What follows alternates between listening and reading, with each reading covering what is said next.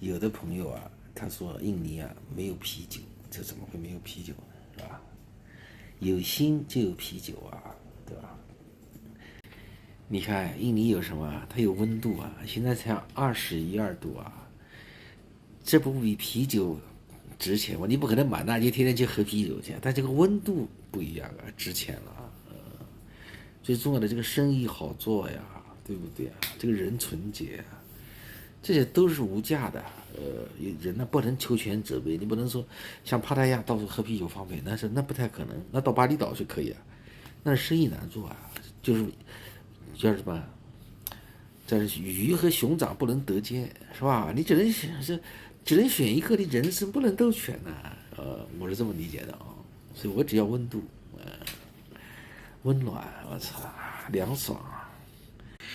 你看我还有中国风啊你。